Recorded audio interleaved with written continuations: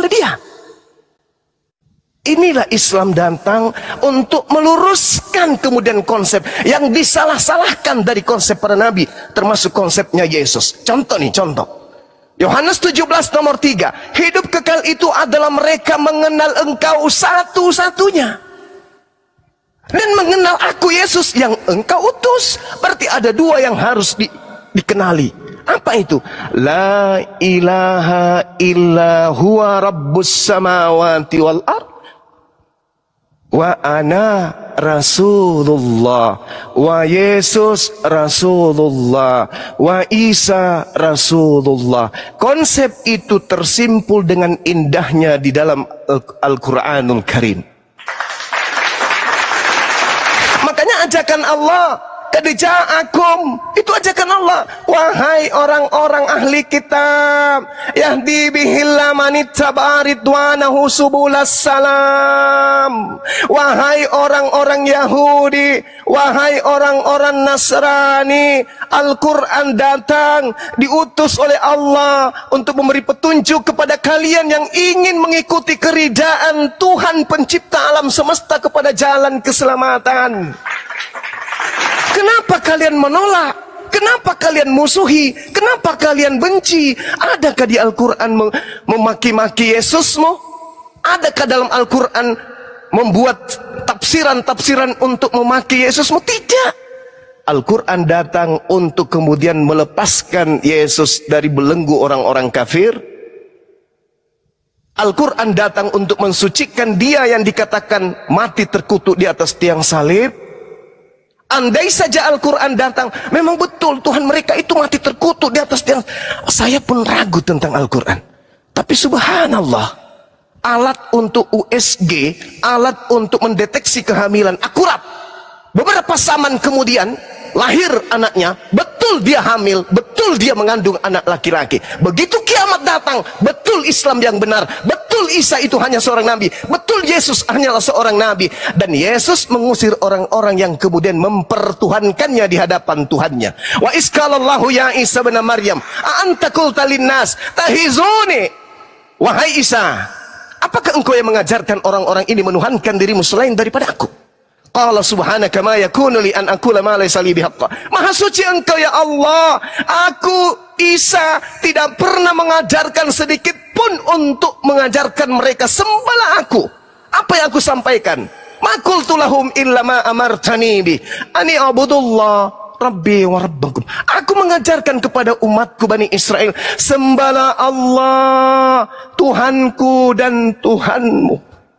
Itu yang Nabi Isa sampaikan. Tidak pernah Nabi Isa mengajarkan sembahlah aku inkarnasi Tuhan. Nabi Isa tidak pernah mengajarkan aku adalah teopani Tuhan, aku adalah firman yang menjadi daging. Nabi Isa tidak pernah mengajarkan itu. Dan suara ini bukan hanya ada dalam Al-Quran, suara ini pun disuarakan dalam Bible yang saudara-saudara Kristen pegang. Yohanes 12:49, aku berkata-kata bukan dari diriku sendiri, apa yang aku katakan adalah apa yang diperintahkan oleh Tuhanku untuk aku katakan, aku sampaikan.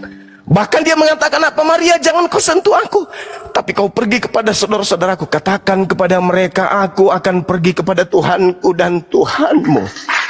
Yohanes 4:22, apa kata Yesus? Aku dan kalian menyembah Tuhan yang kita kenal, sedangkan mereka menyembah Tuhan yang mereka tidak kenal. Subhanallah. Nabi Isa mempersaksikan dirinya, ya Bani Israel, ini Rasulullahi ilaikum. Yesus mempersaksikan dirinya di tengah-tengah Bani Israel. Yohanes 5:36, dengarkanlah wahai kalian, aku ada kesaksian yang lebih penting dari kesaksian Yohanes Pembaptis, bahwa semua mujizat yang aku lakukan, membangkitkan orang mati, membuat orang lumpuh berjalan, orang buta melihat, semua yang aku lakukan itu justru bersaksi bahwa aku adalah utusan Allah, utusan Tuhan. Jadi kurang apa lagi? Hanya iblis yang menutup tabir kebenaran ini kepada saudara-saudara Kristen. Anda masuk Islam, Anda membaca Quran. Anda membaca Quran, Anda memuliakan Yesus. Anda membaca Quran, Anda memuliakan Tuhan yang mengutus Yesus. Anda kemudian masuk Islam, Anda sungguh menjadi pengikut Yesus yang setia. Apa itu? Mendudukkan perkara dia hanyalah utusan Tuhan. Lalu kenapa harus membenci Islam? Kenapa harus mengatakan kami ini adalah penghujat, penista, kami menyembah batu, kami menyembah dan seterusnya? Kenapa harus membenci Nabi Muhammad? Nabi Muhammad datang untuk meluruskan kalian. Pabashirhum bi'azabin alim. Wahai Nabi Muhammad, suruh kaummu sampaikan kabar gembira ini kepada mereka. Apa itu? Saudara-saudaraku, ketika kalian mati dalam kekufuran, kalian kekal di neraka. Sampaikan, jangan biarkan mereka mati dalam kekufuran. Sampaikan. Pabashirhum, sampaikan kepada mereka. Sampaikan kabar gembira ini. Yang menangkap kabar berita tentang kebenaran Islam akan tinggalkan kekufuran dan masuk menerima kabar gembira itu. Apa itu? Sekiranya aku mati dalam kekufuran, maka aku mati dalam keadaan tersiksa hidup kekal di dalam api neraka. Mana bukti Matius dalilnya? Matius 7 nomor 22, 23. Pada hari terakhir nanti banyak orang berseru kepadaku, Tuhan, Tuhan Yesus, Tuhan Yesus. Bukankah kami di dunia tadinya bernubuat pakai namamu, mengusir setan pakai namamu juga, bahkan kami bermujizat pakai namamu juga. Kata Yesus, pada hari itulah aku akan berterus terang kepada mereka. Enyahlah daripadaku, wahai engkau yang memanggilku Tuhan. Aku tidak mengenal kalian. Kalian semua adalah pembuat kejahatan. Apa kata Quran? Wa idza husyiran nasu kanu lahum a'da wa kanu lahum bi ibadatihim kafirin. Pada hari kiamat nanti apa yang mereka sembah akan menjadi musuh-musuh mereka, dan apa yang mereka puji, pujian-pujian mereka semuanya akan ditolak oleh yang mereka sembah. Ini yang ditorehkan di dalam Matius 7 nomor 22 sampai 23. Subhanallah, Rasulullah Muhammad sallallahu alaihi wasallam tidak pernah kemudian belajar tentang Bible. Tidak pernah membaca kitab Yohanes, tidak pernah membaca kitab Matius. Tapi apa yang ditorehkan 1400 tahun, kami umat Islam ternyata tahu apa yang disampaikan itu betul. Ternyata dalam Matius 7 orang Kristen diusir oleh Yesus. Subhanallah. Mohon maaf saudaraku, saya panjang lebar ini demi untuk kebenaran kita bersama. Demikian. Takbir, Allahu Akbar. Masya Allah, Allahu Akbar. Tolong teman-teman dibantu tap-tapnya teman-teman ya.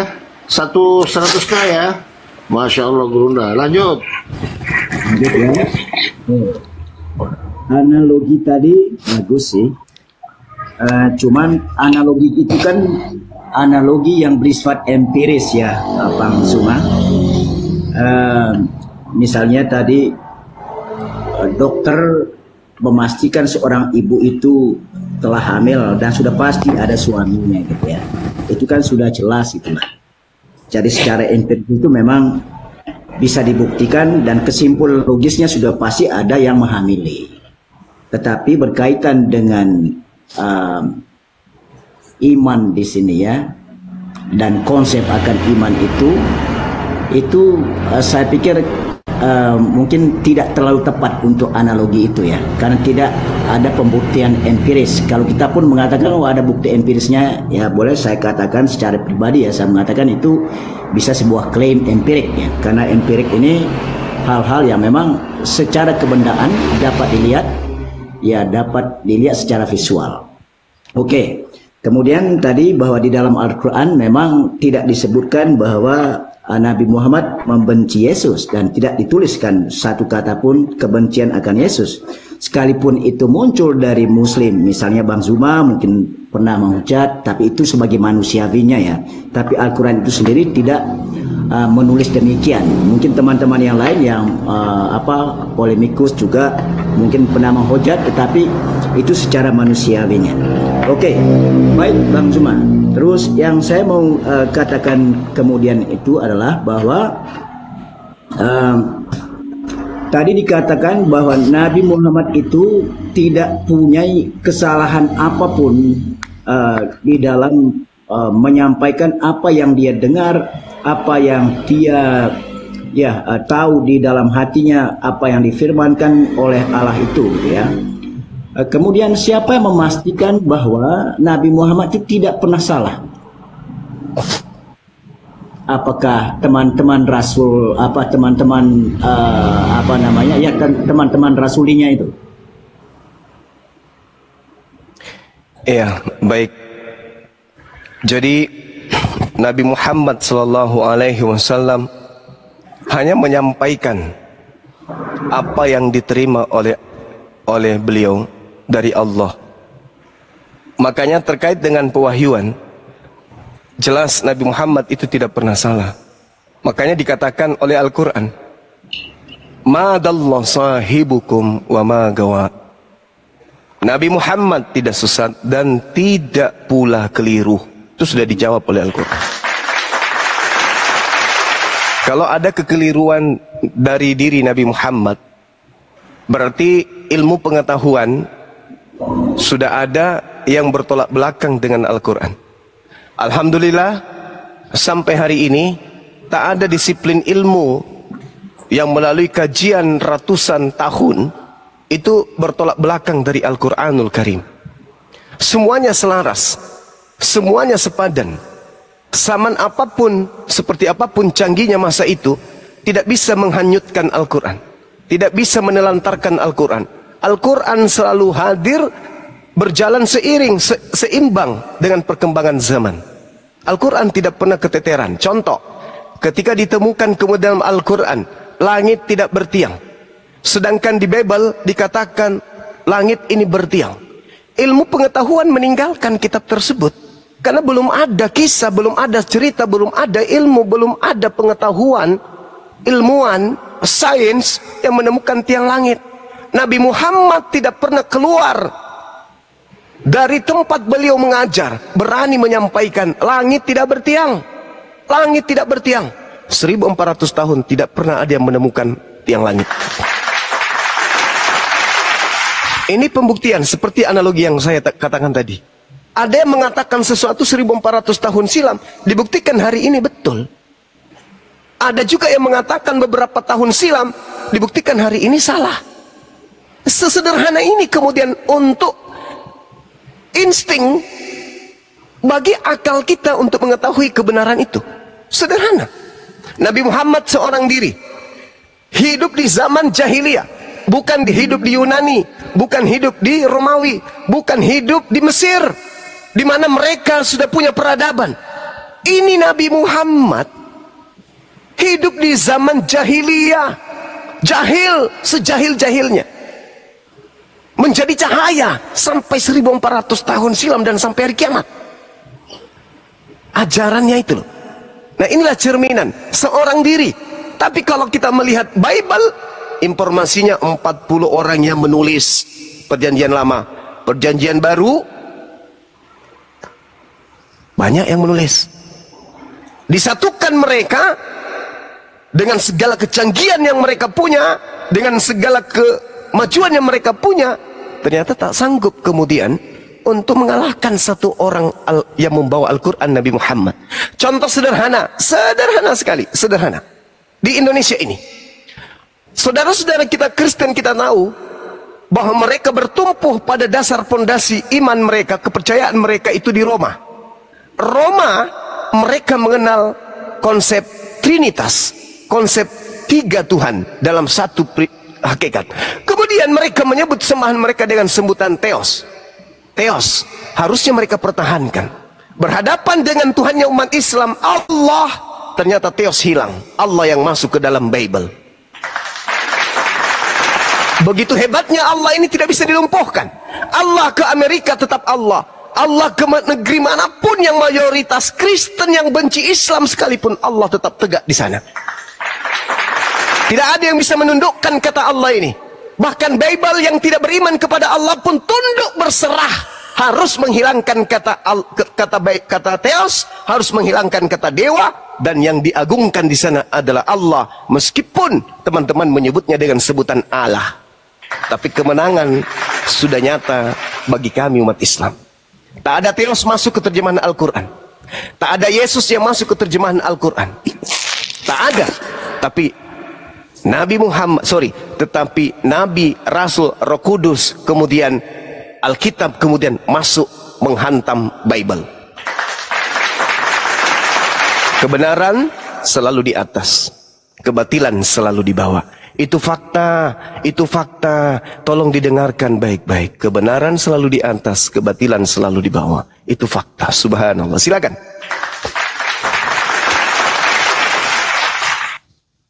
Baik. Ya, tentang penjelasan teologis saya tidak kesana lah, karena kan kalau berbicara soal teologis itu Itu kan hal-hal yang tentu ketika seseorang tidak menerima sampai kapanpun akan menolak. Saya tidak mau ke sana gitu ya. Tadi saya tidak punya kapasitas juga untuk menjelaskan konsep iman saya. Saya hanya mau melanjutkan pertanyaan ya tentang Belum apa lanjut yang boleh nggak Pak Juma? Bukti empiris ini diperjelas dulu Pak Juma sama dia. Silakan, Boleh nggak saya silakan. tanya dia? Silakan. Ohan izin Pak Ohan. Tadi Anda menyinggung mengenai bukti empiris. ya, Gitu ya. Empiris itu adalah proses. mata loh, Saya dulu ya visual. ngomong Bang. Saya udah izin sama Bang Juma. Empiris adalah persesuaian data dan fakta. Saya ingin Abang buka Matius 27 51 sampai 54. Anda coba buktikan secara empiris itu Bang. Ini dongeng apa pernah terjadi Bang? Matius 27 51 54. Di sana itu saya bacakan kalau Anda nggak punya Bible. Silakan Anda baca Di sana karena saya pernah tidak terjadi mau menyinggungkan. Pernah terjadi gempa bumi, bukit batu terbelah, dan orang-orang kudus bangkit bersama Yesus. Itu kesimpulannya Bang. Bisa dibuktikan secara empiris Bang, ini beberapa tahun yang lalu. Silakan.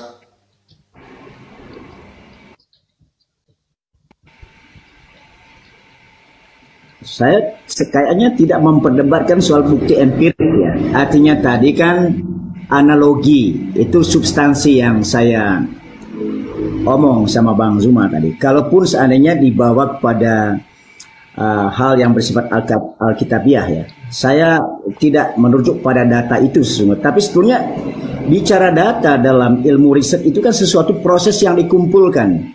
Sehingga saya selalu gimana kok orang bisa menyebut data soal Alkitab itu, padahal itu adalah rujukan atau reference dalam bahasa Inggrisnya. Kalau data itu kan proses yang dikumpulkan dahulu lalu diolah gitu.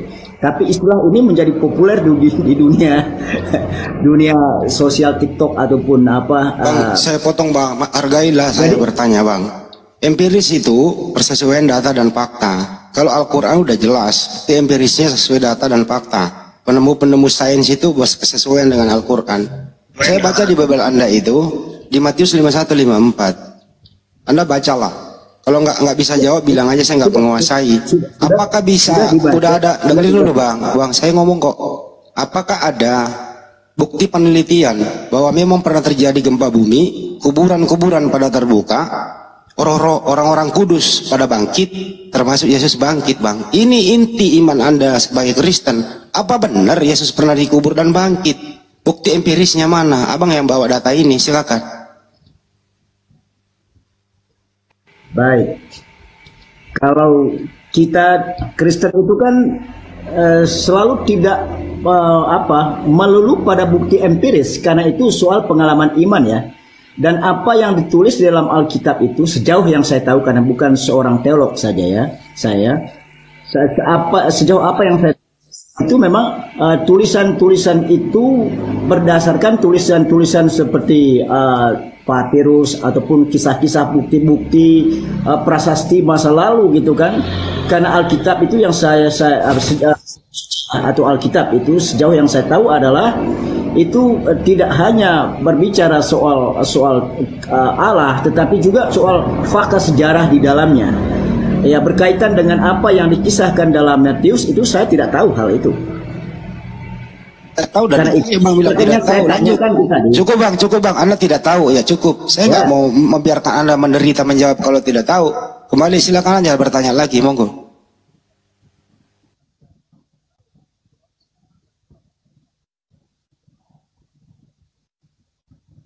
Bang Juma ya, maaf. Ya Bang Zuma, iya, nggak apa-apa Bang Andi, nggak apa-apa. Yang saya tanyakan. Ya, baik. Lebih pas dengan Bang Zuma kayaknya. Baik Bang Zuma, tadi saya sudah Silakan. lupa apa yang saya mau tanyakan selanjutnya. Ya, tadi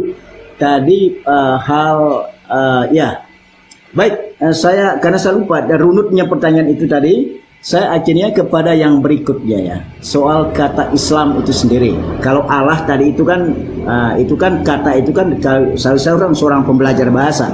Bahasa itu kan bersifat universal dan kadang-kadang orang itu bisa memakai bahasa setempat untuk mudah dipahami gitu ya, mewakili sebuah konsep bisa dipakai bahasa setempat untuk mudah dipahami gitu ya. Jadi Ya, silahkan ya itu boleh dikatakan bahwa Allah telah Al-Quran telah menaklukkan Kristen dan sebagainya dengan memakai kata Allah gitu ya. Saya pikir dari seorang pembelajar bahasa, saya mengatakan bahwa bahasa itu adalah bersifat universal. Kembali kepada pertanyaan saya tadi, agak melompat karena saya lupa runutnya saya diinterupsi tadi ya. Jadi kata Islam itu sendiri Bang Zuma, ini maksudnya apa dan sejak kapan itu kata Islam itu dipopulerkan di dalam dunia Arab? Oke, baik. Jadi kata Islam itu kemudian ada di dalam Al-Quranul Karim dalam surah Al-Ma'idah.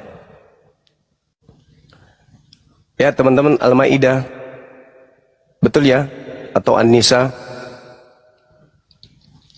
Al-Yawma akmaltu lakum dinakum. Di situ jelas dikatakan oleh Allah bahwa kata Islam ini itu merujuk kepada kata damai kalau dalam bahasa kita.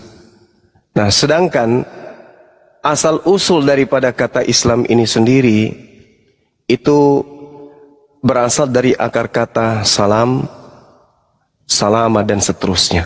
Nah, apakah kata ini sudah disampaikan, sudah dilisankan, dilafazkan kemudian oleh orang-orang Arab? Sudah dilafazkan kata-kata itu. Di mana kata aslama yang artinya berserah diri itu kemudian sudah diajarkan kemudian oleh orang-orang Arab.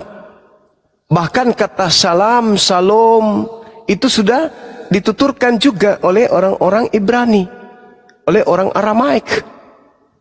Sehingga kata Islam ini sudah familiar oleh keturunan Abraham.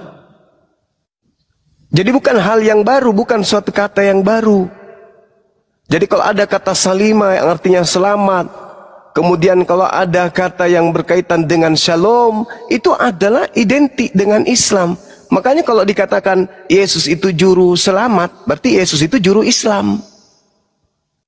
Sejak kapan kemudian kata Islam ini menjadi baku? Ya sejak Rasulullah Muhammad SAW menerima wahyu kemudian untuk menyebut nama Islam sebagai agama yang diridai dan agama yang disempurnakan kemudian. Itu Bang.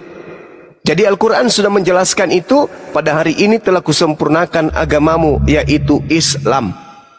Nah, sehingga kata-kata yang tadinya muncul dalam keseharian orang Arab, salima, aslamu dan seterusnya, itu menjadi pokok utama di dalam membentuk akidah mereka. Oh, ternyata untuk selamat ada sebuah agama yang disebut Islam.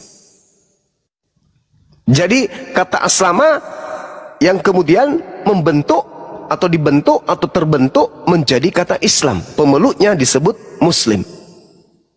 Yang mana intinya antara Islam adalah hukum dan Muslim ada yang berserah diri kepada hukum ini. Maka inti dari keislaman itu adalah penyerahan diri, tunduk berserah diri kepada yang memberikan aturan, yaitu Allah.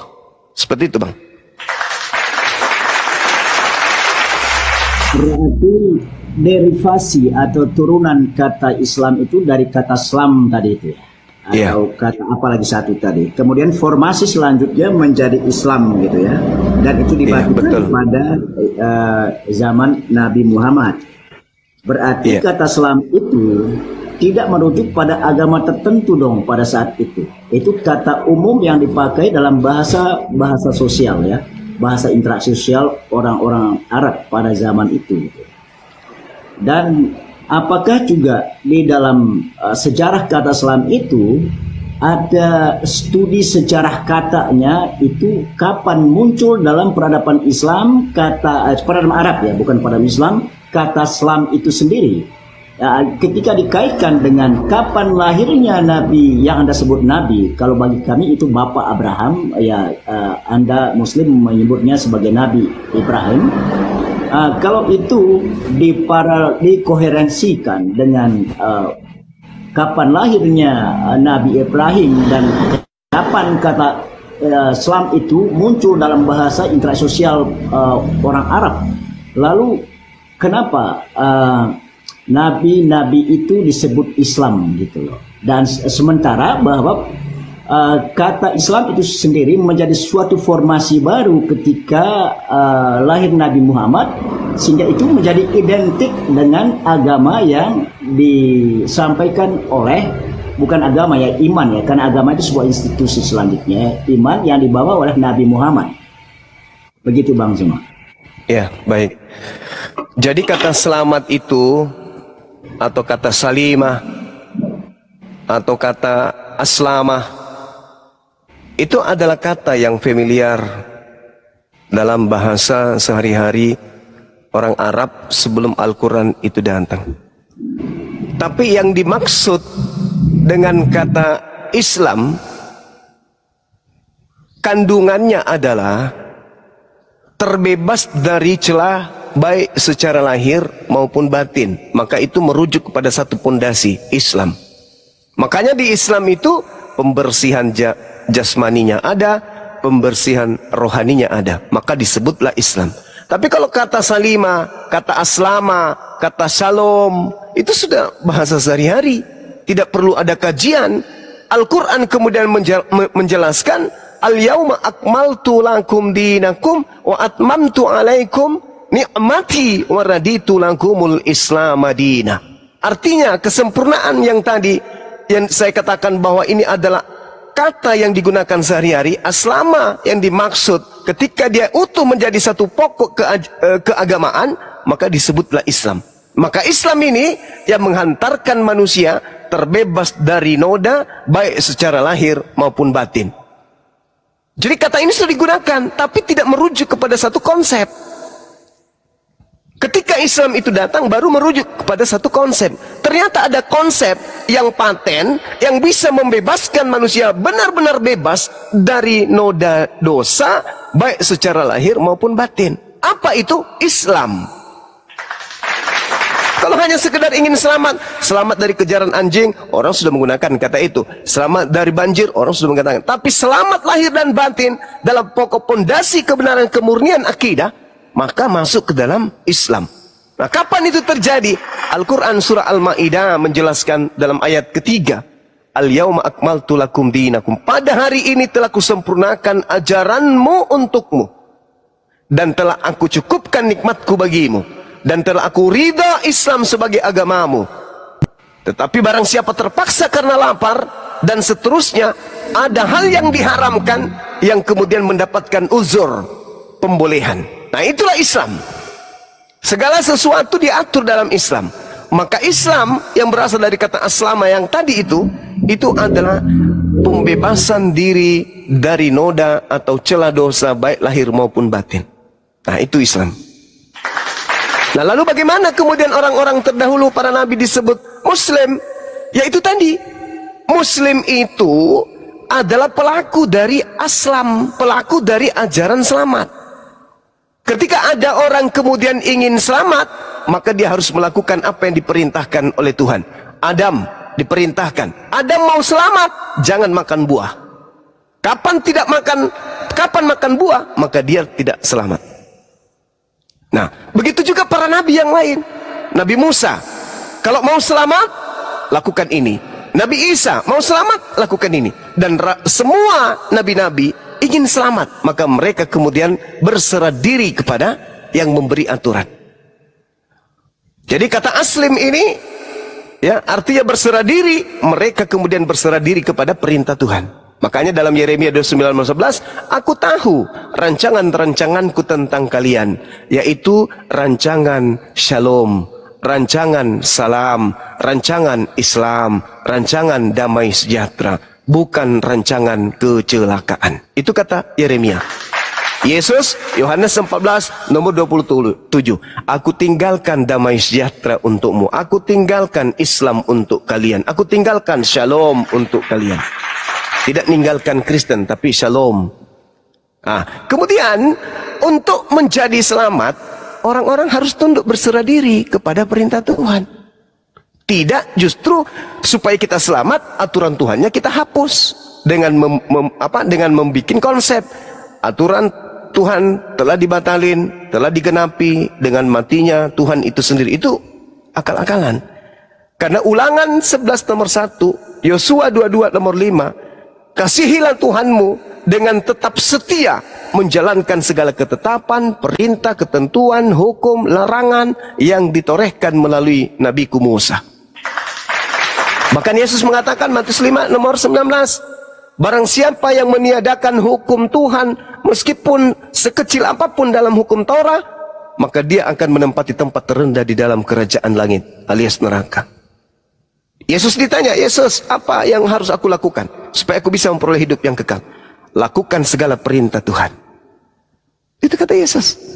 Nah, jadi kalau Islam berserah diri, itu semua sudah dilakukan oleh para nabi dari sejak Adam alaihissalam.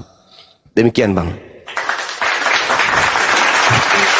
Ini Bang, izin sebentar Bang, saya mau nanya Bang Juma. Bang Juma, kalau siapa nabi atau rasul yang ingkar terhadap perintah Tuhan, terus kemudian membuat Tuhan baru? Siapa? Itu nggak ada. Kalau Kecuali umatnya. Kalau yang di Bible ada nggak?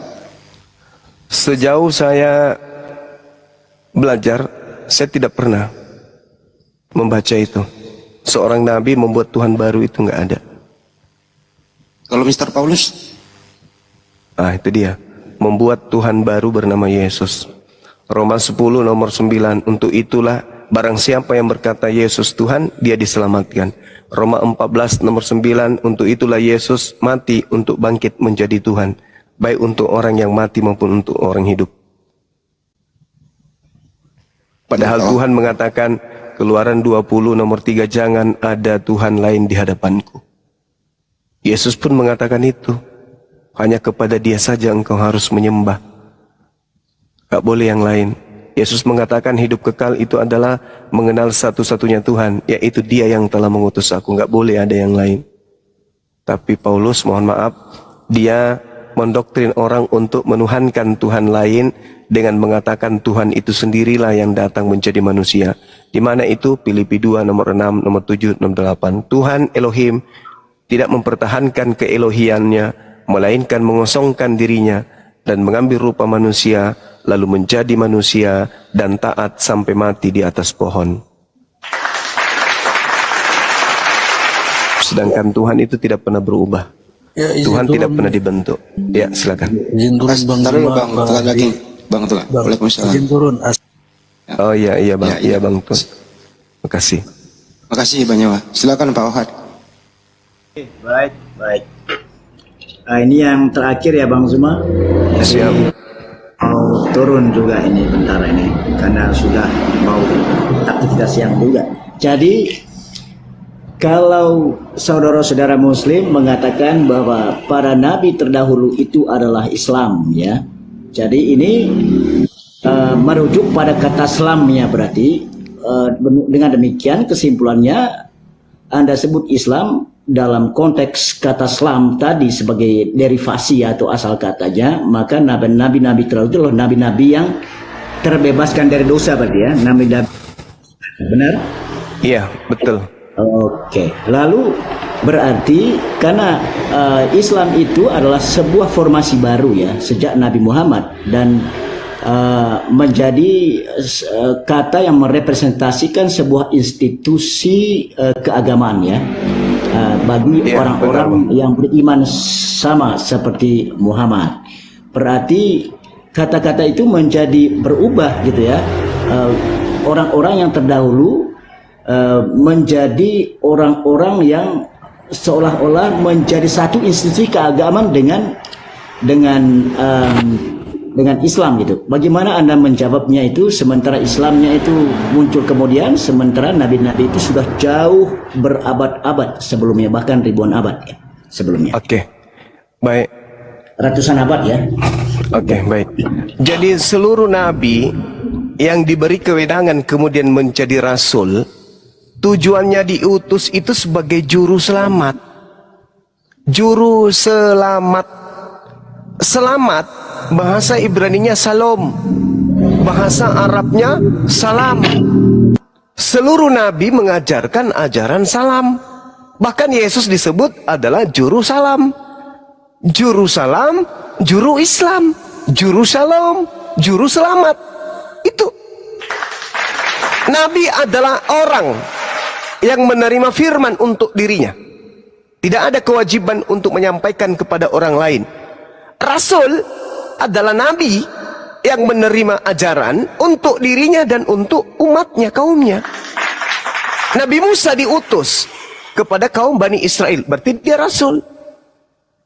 Yesus diutus kepada kaumnya, berarti dia rasul.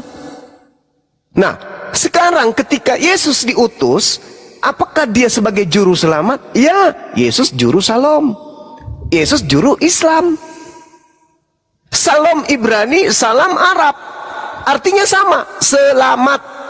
Nabi Muhammad juru selamat. Yesus juru selamat. Nabi Musa juru selamat. Jadi seluruh nabi mengajarkan Islam. Makanya dikatakan dalam Al-Quran, pada hari ini telah kusempurnakan agamamu, yaitu Islam. Aku sempurnakan nikmatku, aku ridha kepadamu, dan aku ridha terhadap ajaran Islam sebagai pedoman hidupmu, tuntunan hidupmu, agamamu. Itu. Makanya Yesus dalam Matius 5 nomor 20, jika hidup keagamaanmu tidak lebih baik dari ahli Taurat, engkau tidak akan masuk surga. Berarti harus hidup keagamaan yang lebih sempurna dari ahli Taurat. Sedangkan agama yang lebih sempurna dari hukum Taurat adalah Islam. Sedangkan Kristen adalah agama yang menghilangkan sebuah hukum Taurat. Sedangkan Islam tidak. Kalau Kristen menghilangkan, kalau Islam tidak, menambahkan. Berarti harus lebih sempurna. Kata Yesus, masih banyak yang ingin aku ajarkan kepada kalian, tapi kalian belum sanggup untuk menanggungnya. Tapi ketika ia datang, yaitu seorang penolong lain, dialah yang akan mengajarkan segala sesuatunya kepadamu. Tentang keadilan, pengisapan dunia akan dosa dan kebenaran. Nah, makanya Al-Quran itu dikatakan sebagai kitab penyempurna. Karena dia menyempurnakan semua pondasi akidah dan akhlak serta syariat pada nabi-nabi sebelum dia. Jadi nabi-nabi terdahulu memang mengajarkan keselamatan. Nabi Ibrahim, Nabi Musa diajarkan untuk menyelamatkan kaumnya. Nabi Isa atau Yesus dalam agama Kristen diajarkan sebagai rasul untuk orang-orang Kristen. Untuk orang Bani Israel. Nah, sedangkan Yesus disebut juru selamat, bukan juru Kristen. Tapi juru selamat, berarti dia adalah juru Islam. Itu poinnya. Makanya Islam ini berkesinambungan sampai kepada Nabi Adam alaihissalam, bahkan sampai kepada Allah. Allah disebut apa? Ar-Rahman, Ar-Rahim, As-Salam, yang maha penyelamat, yang maha menyelamatkan. Menyelamatkan keselamatannya Allah, menurunkan kemudian agama salam, salam, salam. Makanya orang Yahudi kalau ketemu, shalom alaikum, keselamatan atas kalian. Wa alaikum salam, dan juga kepadamu. Begitu juga di Islam, assalamu alaikum, keselamatan untukmu. Yang mendengarkan menjawab, wa alaikum salam, dan untukmu juga keselamatan. Tuh. Jadi membumikan ucapan selamat, membumikan ucapan keselamatan, ya itu hanya ada di Islam. Mohon maaf nih kalau di Kristen selamat pagi, matahari yang diselamatkan, selamat siang, selamat sore, matahari yang diselamatkan. Tapi kalau Yahudi dan Islam, yang diselamatkan adalah orang yang dibicarakan tentang doa. Assalamualaikum, keselamatan atasmu. Waalaikumsalam, dan atasmu juga keselamatan. Nah, Yesus sebagai juru selamat, berarti dia adalah pemimpin pada masanya untuk mengajarkan ajaran Islam, bukan mengajarkan ajaran Kristen. Ajaran Kristen itu di Kisah Para Rasul 11:26, pengikut Paulus pertama kali disebut Kristen. Nah, pengikut Paulus ini makan babi. Yesus tidak bersunat, Yesus bersunat. Mereka nyanyi-nyanyi, Yesus tidak. Semua yang dilakukan kemudian oleh juru selamat tidak dilakukan kemudian oleh, mohon maaf nih, orang Kristen. Yesus sujud, Kristen enggak. Yesus syahadat, Kristen tidak. Jadi ajaran selamat, Yesus juru selamat, Yesus juru salam, Yesus juru Islam. Tak ada Kristen di situ. Tapi ini berat. Tak ada Kristen yang bisa menerima ini kecuali dengan lapang dada dan akal sehat. Saya kira demikian, Bang. Terima kasih banyak atas segala pertanyaannya. Bagi saudara-saudara Kristen kan bisa menyimpulkan penjelasan atas pertanyaan-pertanyaan itu kan bisa nanti. Tapi ini kan nggak ada siaran ulangnya ya Bang ya? Ada di YouTube. Ada di YouTube. Nanti kan bisa Sebelum Anda pamit Bang, saya mau nanya ke Bang Juma, kalau Anda mau menanggapi boleh. Sekian tadi Bang Juma menerangkan ada Nabi Adam sampai Nabi Muhammad SAW. Ada nggak mereka semua para nabi ini pernah mengatakan dia seorang Kristen? Silakan Bang Juma dulu, baru Anda boleh tanggapi, silakan.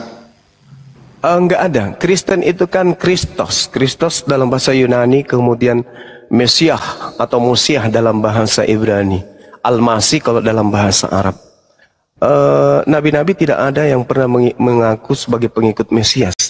Karena gelar Mesiah ini hanya diberikan kepada orang-orang tertentu yang pemangku daripada firman Tuhan yang datang kepada mereka, seperti Nabi Harun, Saul yang ada dalam Ibrani, dalam kitab Ibrani, kemudian Salomo, Daud, termasuk Yesus, tapi diingkari. Yesus ini adalah Mosiah atau Al-Masih, tapi diingkari kemudian. Nanti Islam datang meneguhkan bahwa Yesus yang kalian tolak itu sebenarnya adalah Mesias yang kalian tunggu, tapi mereka tidak pernah mau tahu. Tidak, Yesus itu anak haram, Yesus itu anak zina, dia penyihir dan seterusnya. Sampai hari ini, bahkan mereka punya kitab tafsir bernama Talmud yang menceritakan Yesus direbus di neraka dalam tinja yang mendidih. Nauzubillah. Bahkan mereka punya kitab tafsir. Jadi ketika ditanya adakah kemudian yang nois, saya katakan ada. Jadi adakah nabi yang kemudian menjadi pengikut Mesia? Itu saya belum temukan, kecuali kalau Nabi Musa juga disebut Al-Masih, maka pengikutnya adalah Harun, karena Harun diminta untuk menjadi pengikut Nabi Musa alaihissalam. Bukan pengikut sih, tapi pendamping daripada Nabi Musa. Seperti itu Bang Handi. Pak Wahan bisa nanggapi Pak, kalau penjelasan Bang Juma belum dibantah silakan. Kalau Anda bisa buktikan, ternyata Kristen ini belakangan datang Pak, tidak ada berhubungannya korelasinya dengan para nabi. Bisa ditanggapi Pak? Baik, secara artikulasi kata tersebut tidak disebutkan di dalam kitab, ya. Tapi yang jelas ada silsilahnya kenapa itu menjadi Kristen. Yang jelas bahwa perjanjian Allah dengan Abraham bahwa karena dosa maka akan diturunkan seorang juru selamat, dan itu sudah dimuatkan oleh para nabi ya, dari Bani Israel, yakni Yesus Kristus itulah. Jadi seorang yang dilahirkan itu yang kemudian diberi nama Yesus Kristus itu. Saya nggak membahas Yesus Pak Wahan. Apakah ada? Pak, saya potong Pak. Saya potong Pak. Apakah ada para nabi yang beragama Kristen? Kalau merujuk pada agama ini kan sekarang kalau kita menyebut agama ya kan. Tapi soal kata Kristen tadi yang Anda tanyakan, kenapa dari mana gitu? Itu jelas tadi karena sudah ada Kristus itu, maka pengikut Kristus itulah Kristen. Gitu loh. Paham di situ ya? Enggak paham Pak. Pertanyaan saya adalah Nabi Adam sampai Nabi Musa, apakah dia Kristen? Jadi begini.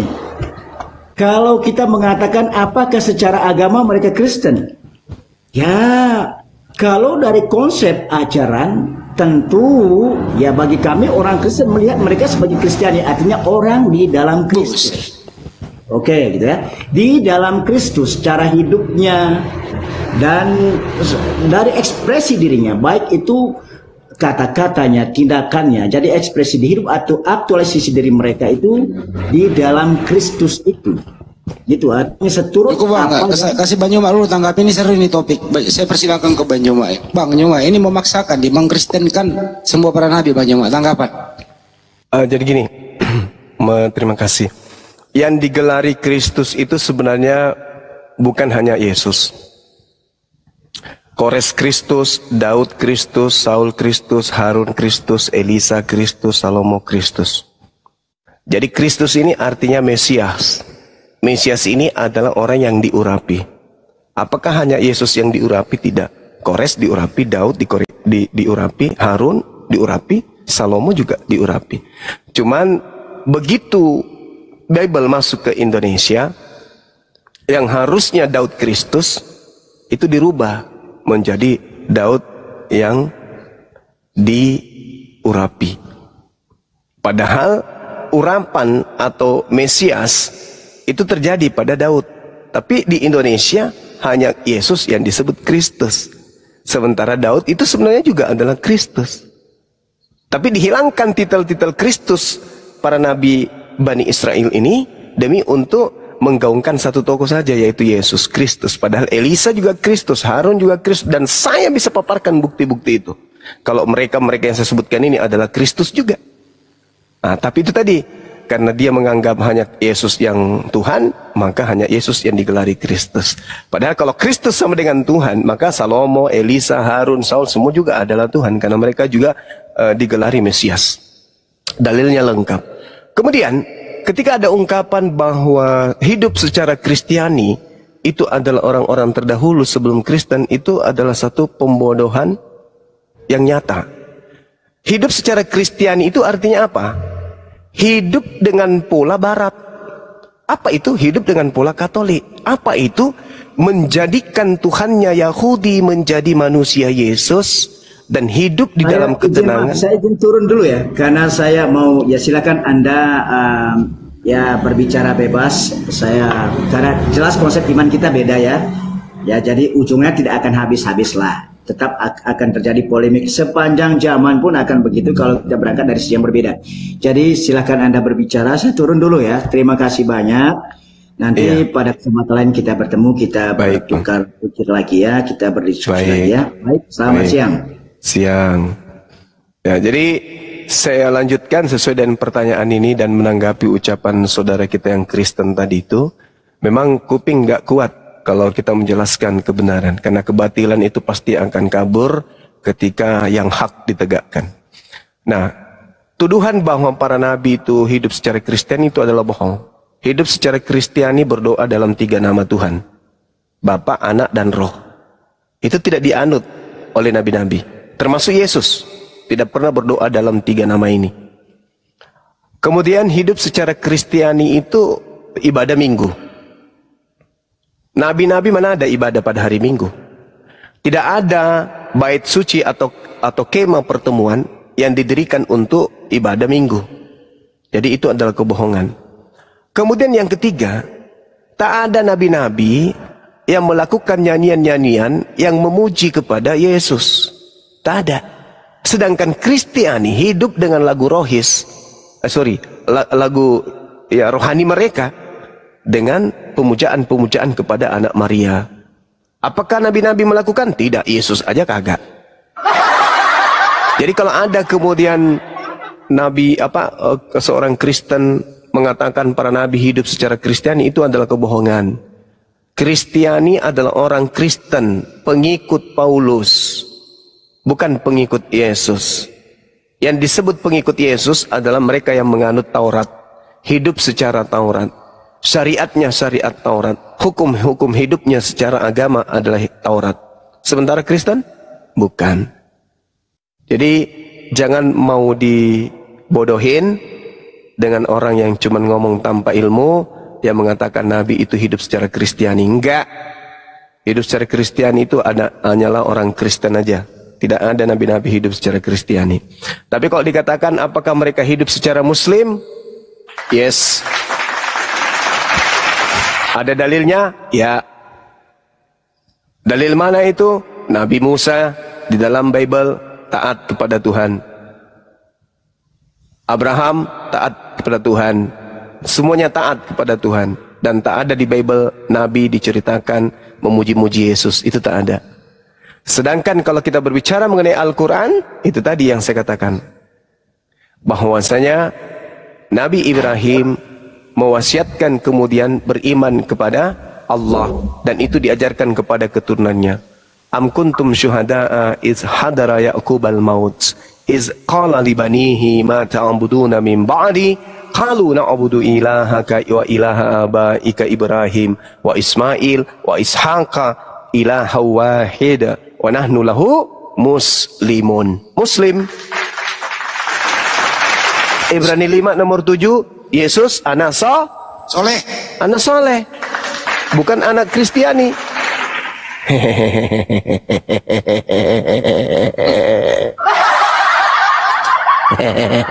Tapi ini Banyuma, tadi ada momen-momen tertentu. Boleh ngucapin assalamualaikum warahmatullahi wabarakatuh. Terima kasih. Waalaikumsalam Lanjut. warahmatullahi wabarakatuh. Ada tadi momen-momen tertentu, saya juga terharu, bergetar. Saya rasa netizen juga banyak yang komen, Banyuma sepertinya bergetar, sedih begitu dalam momen menjawab pertanyaan terus menjelaskan bahwa janganlah Anda salah Tuhan setelah menjelaskan Al-Quran. Momen-momen seperti tadi bergetar itu Banyuma kenapa? Kasihan sama mereka atau seperti apa? Silakan. Ya Allah ya Rabb. Jadi gini Bang Andi. Saya ingat aja sih perjuangan Nabi Muhammad. Bagaimana kemudian Nabi Muhammad itu diutus oleh Allah ke atas muka bumi ini untuk meluruskan segala kebengkokan yang dilakukan oleh anak keturunan Adam. Segala hukum dia tegakkan kemudian untuk keselamatan. Makanya Nabi Muhammad menjelang kematiannya, dia tidak teriak memanggil anaknya, istrinya, orang tuanya, enggak. Dia memanggil umatnya, ummati, ummati, ummati di penghujung hidupnya. Dan umatnya ini bukan cuma umat Islam saja. Umatnya ini adalah seluruh manusia yang hidup pada zamannya dan sampai hari kiamat. Semua adalah umat Nabi Muhammad. Cuman Nabi Muhammad ini memiliki umat yang paling banyak. Dan yang paling banyak membangkang juga adalah umatnya. Ketika Nabi Muhammad datang kemudian menorehkan warisan berupa Al-Quran, kita berupaya mengikuti metode dakwah beliau, menyampaikan apa yang datang kepada beliau. Di tengah-tengah kita justru hadir siang malam kita kita berdialog, berdebat dengan orang-orang yang penuh dengan pembangkangan. Pembangkangan, hatinya tegar tengkuk, tidak pernah menggunakan akal, mereka hanya modal percaya saja, yakin saja, tanpa ada kemudian keinginan untuk membuka diri belajar. Nah, ini yang membuat saya sedih. Luar biasanya Allah mengutus Nabi Muhammad SAW kemudian untuk mengajarkan Al-Quran yang begitu sudah nyata kebenarannya. Mengajarkan bagaimana Al-Quran ini membimbing manusia menuju kepada keridhaan Tuhan alam semesta. Tapi mereka membangkang, mereka menghina, mereka menghujat. Tanpa ilmu mereka mengkaji Islam, menghujat Islam, mentafsirkan Islam. Tanpa ilmu mereka menghina Allah, menghina Rasulullah, menghina Al-Quran. Ini yang membuat saya sedih. Saya terharu Allah menundukkan saya salah satu orang yang mungkin menganggap diri saya ini adalah bagian daripada orang yang menyuarakan dari Al-Quran. Meskipun saya hanya mengambil bagian kecil, meskipun saya akui saya bukan orang baik-baik. Saya juga adalah pendosa, saya juga adalah manusia yang tidak lepas dari kehilapan. Tapi paling tidak, dibandingkan mereka yang ada di luar sana, ya saya menginfakkan usia saya untuk menyuarakan kebenaran Al-Quran ini kepada saudara-saudara kita Kristen yang kita kasihi. Meskipun tantangannya adalah hujatan, hinaan, fitnahan, bahkan orang yang sudah mati pun jadi serangan.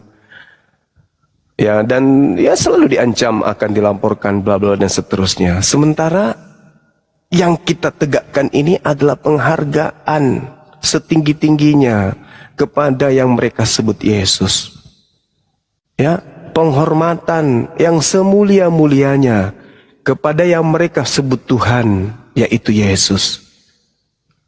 Betapa mereka murka ketika kita mengatakan Yesus tidak disalib. Mereka marah.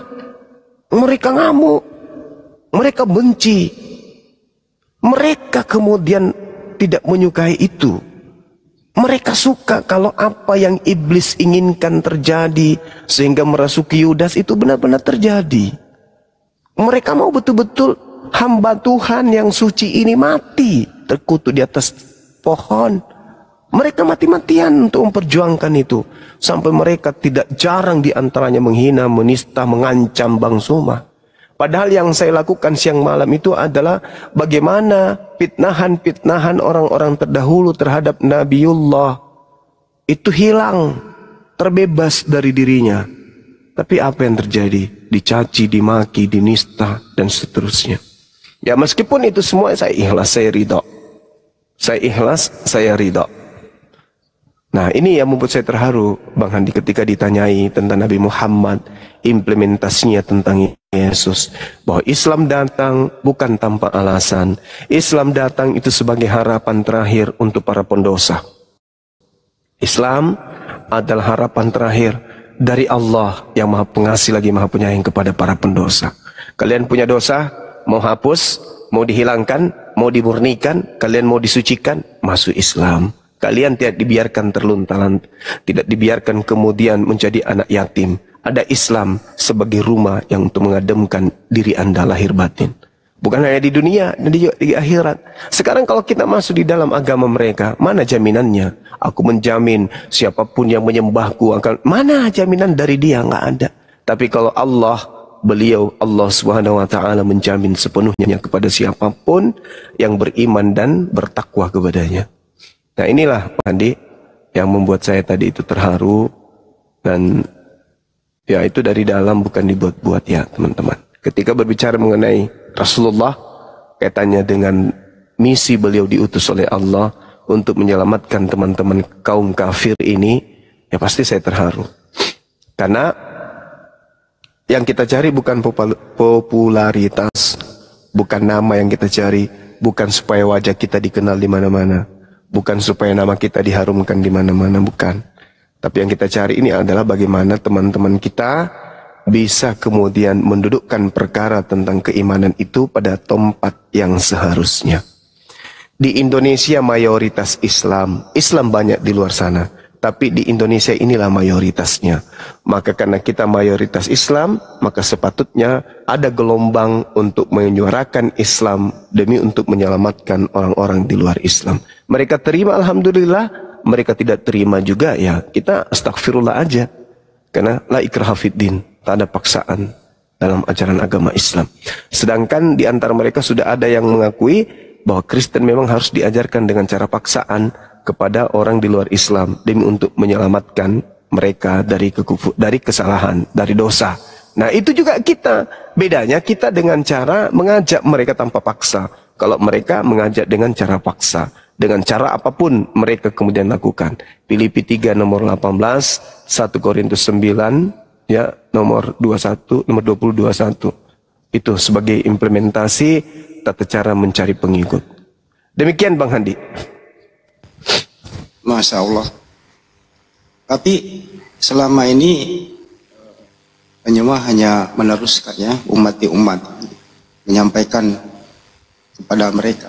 Tapi di balik ini semua, alhamdulillah ada yang terima. Tapi lebih banyak selama ini penyembah kembali dihujat. Ada nggak sih perasaan saya mau berhenti demi keluarga, sampai ke keluarga, sampai ke rumah disamperin, bahkan melakukan tindakan anarkis di rumah. Ada nggak sih rasa mau berhenti capek gitu? Ada nggak seperti itu Bang Jum? Sebenarnya gini Bang Handi, kalau dibilang berhenti itu sesuatu yang mustahil. Cuman yang terjadi adalah keadaan lelah, capek. Itu udah pasti itu ya. Kemudian terkadang hati ini juga gelisah dengan keadaan, baik itu secara internal maupun eksternal.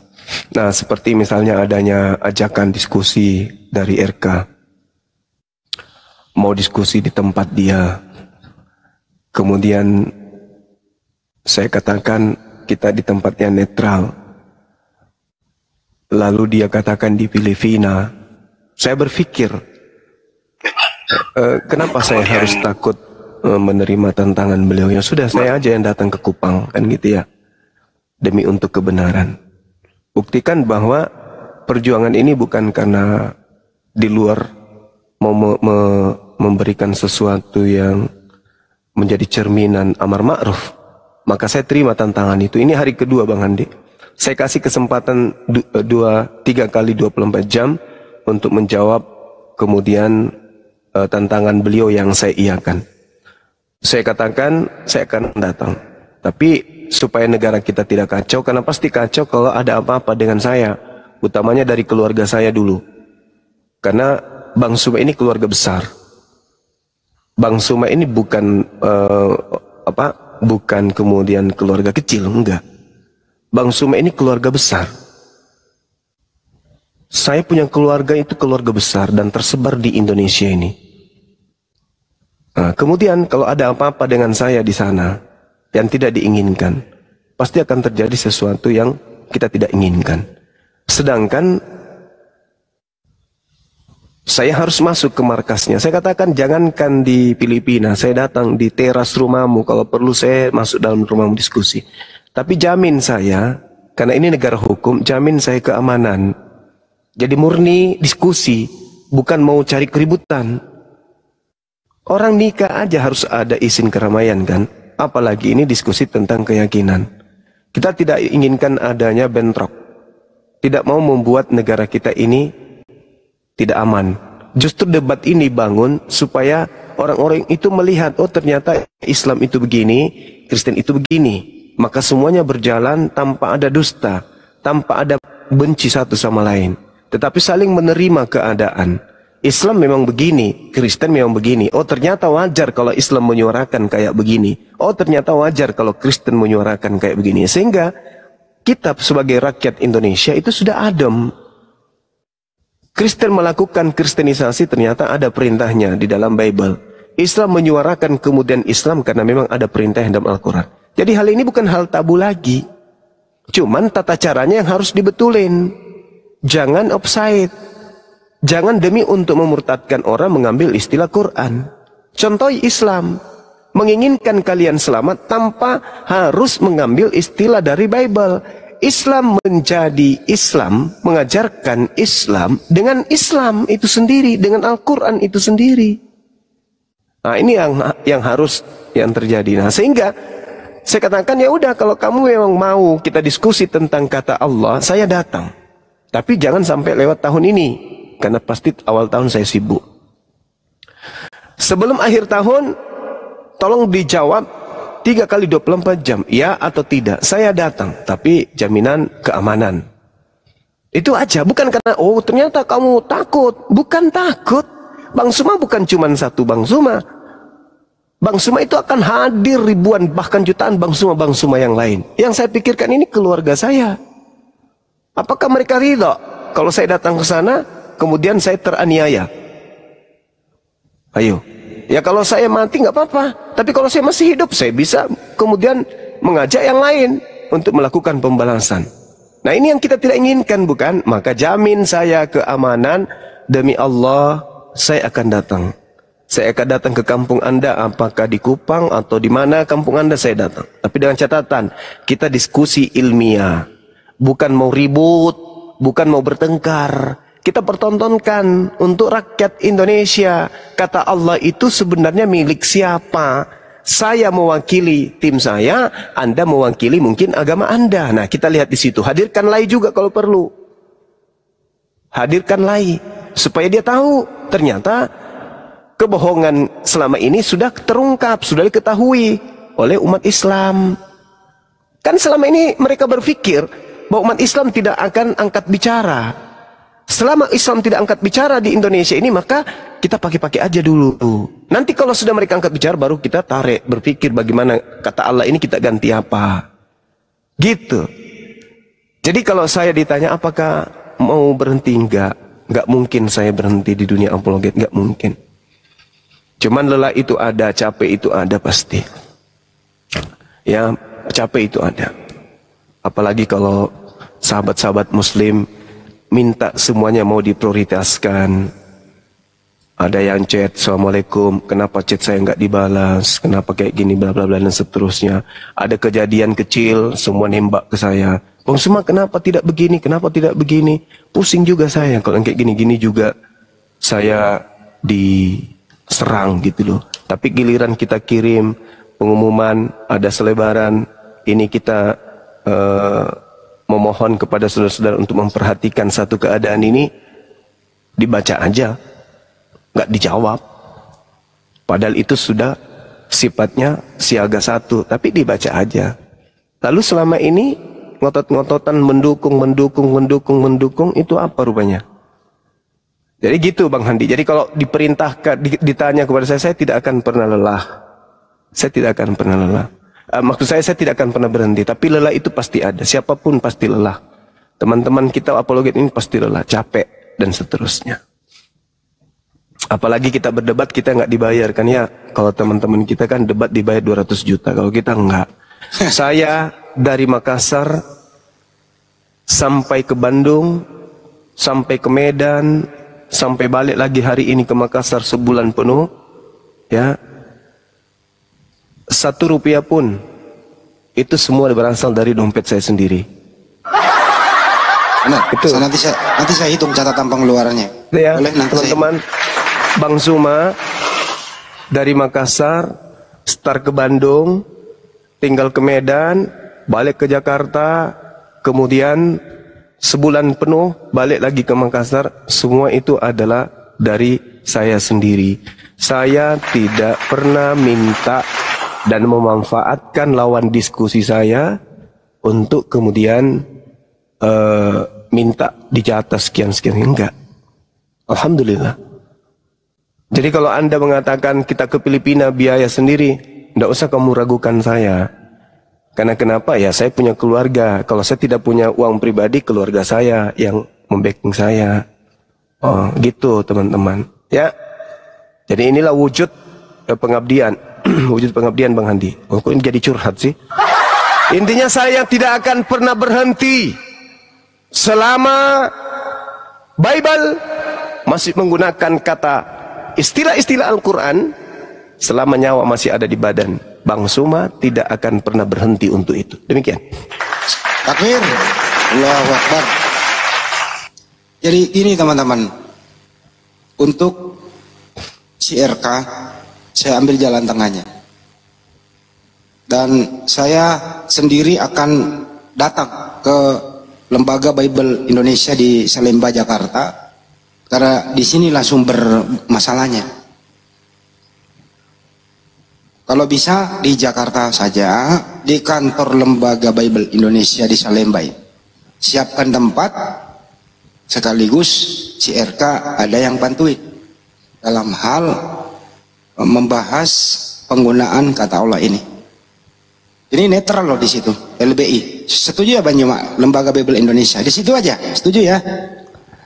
Iya, setuju Bang Handi, tapi kita tunggu sehari lagi apakah RK ini masuk ke lubang kalomang atau masih nampil jago-jagoan di komalnya dia. Karena kalau dia sehat, akalnya waras, dengan saya jawab tantangannya, jangan ke Filipina, tapi saya datang langsung ke Kupang, di kampungmu atau di rumahmu sekalipun, saya akan datang dengan catatan kamu menjamin tidak terjadi keributan. Itu aja. Tidak ada yang menginginkan keributan, tak ada. Saya datang hanya dengan membawa kebenaran tentang kata Allah, tidak membawa senjata. Tidak membawa senjata. Saya datang, betul-betul datang, saya datang. Kalau Anda larang saya larang bawa buku, saya tidak bawa buku. Anda larang bawa HP, saya tidak bawa HP. Tapi adil, kamu juga jangan baca buku, jangan juga buka HP. Kita membahas tentang kata Allah ini. Seperti itu. Jadi satu hari lagi kita tunggu kesempatannya RK untuk menjawab kemudian jawaban saya atas tantangannya. Apakah dia mengiyakan? Misalnya, oke Bang Suma, berikan waktu kepada saya 2 minggu untuk mengatur segala sesuatunya di sini. Itu mantap. Tapi kalau diam-diam baik, ganti aja namamu. Jangan jadi roh kehidupan, tapi roh kurus. Roh kematian. Ya.